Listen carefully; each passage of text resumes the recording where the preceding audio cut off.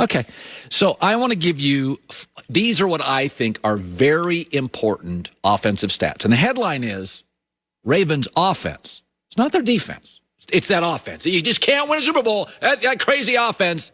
Okay, so I think four things matter in the playoffs. Can you run the ball? They're number one in the NFL. Are you good on third down? Can you keep it away from a Mahomes or a Josh Allen? Can you move the chains? They're fourth in the NFL. Yards per play. Are you somewhat dynamic? Well, they're better than the middle of the pack. They're 13th. Points per game. Hey, it's 2020. All the rules are offense. Can you win a shootout? They're 8th. That's who Baltimore is offensively. Number one rushing, top 4 third down, top 8 points a game, when everybody's scoring, and 13th in yards per play. So 2 years ago, the New England Patriots won a Super Bowl. Let's look at those off. Nobody ever said they can't win a Super Bowl in New England because of their offense. So points per game, they were definitely better. But rushing, they couldn't rush the ball like Baltimore. Yards of play, mostly the same. Third down percentage, much worse than Baltimore. Let's go 2 years ago. Philadelphia won a Super Bowl. They were about the same yards per play. Third down percentage was worse. Rushing was worse. Points a game better. Nobody talked about Philadelphia's offense can't win a Super Bowl. Yeah, 2 years ago, New England. 3 years ago, Philadelphia. Baltimore stacks up just fine. By the way, in the last month, because I do think momentum matters, how are you playing now? Baltimore's offense, you can't win a Super Bowl with. Number one in rushing, number one third down conversion, number one yards per play, second in scoring. I don't get it. If I have to hear people whine about Baltimore's offense, number one in the league rushing, great on third down, top 8 in scoring, yards per play, an issue earlier this year when Lamar struggled, currently number one in the last month. Now, Baltimore may not win a Super Bowl. Is their defense good enough? I mean, they got to get through Kansas City and Buffalo. I mean, let's face it, even Tennessee and Cleveland, Miami, they're good teams. If I have to hear again how Lamar can't pass and you can't win with this offense, every time I watch them, they're dropping 28 on somebody. Every time I watch them, I don't see any sevens. You can't win a Super Bowl with New England's offense. Right now, the Rams' offense. You can't win it with Cincinnati's offense. You can't win it with the Jets' offense. You can't win it with the Giants' offense. You can't win it with Philadelphia's. You can't win it with Washington's. There are teams that you can't win a Super Bowl with those offenses.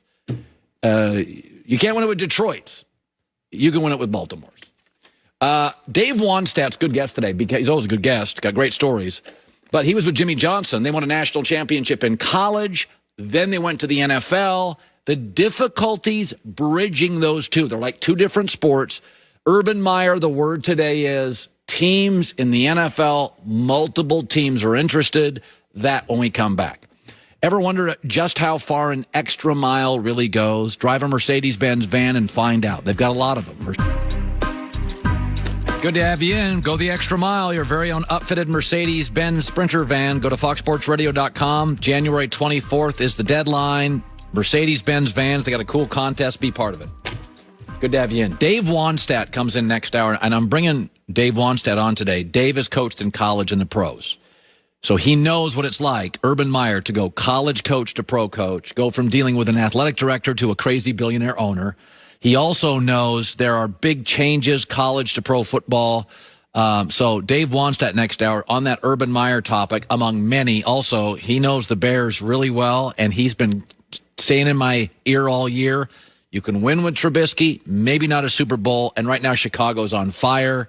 So we'll talk about that. So most people in the media don't like blowback.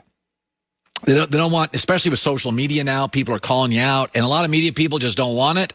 And so there's not a ton of courage in media. People sort of follow what everybody else says, or they don't want to criticize really popular politicians or really popular people. And like Patrick Mahomes, he's likable, he's great, he's won a Super Bowl. Nobody wants to, ever push back a little bit on this. But right now, and I'm not into awards much, but this year I am, because I think Aaron Rodgers is easily the MVP of the season. And I think after last night, Josh Allen is number 2. And I think Patrick Mahomes is 3. It's not a criticism of it. but I grade on a curve. I'm not giving it to you because you were great in September and October. No NFL season has ever been determined in September. In fact, Bill Belichick, his worst month is September. Like, that's his experiment month. Sean Payton and Bill Belichick, make an argument, two best coaches in football last 15 years, are bad September coaches and great December coaches. So Mahomes got off to a better start. But right now, Kansas City offensively is underachieving and Buffalo is exploding. So if you go to let's go to the last 4 games of Mahomes and Allen. Okay, it's not close. But that's kind of a small sample size. It wouldn't be fair. I mean, like, completion percentage, one guy at 60, Mahomes, one guy at 70. Passer rating, Mahomes at 89, one guy at 117. It's not really close. But that's kind of small, so let's almost double it. Let's go to the last 7 games.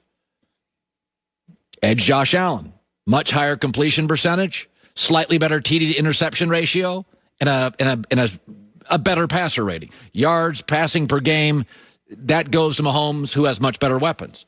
So this is something that we have a history, a precedent of it. Like in college football, you don't allow September and October to define the Heisman. Carson Palmer won a Heisman at USC. His first 6 games that year, he had 9 touchdowns and 6 picks. He was bad.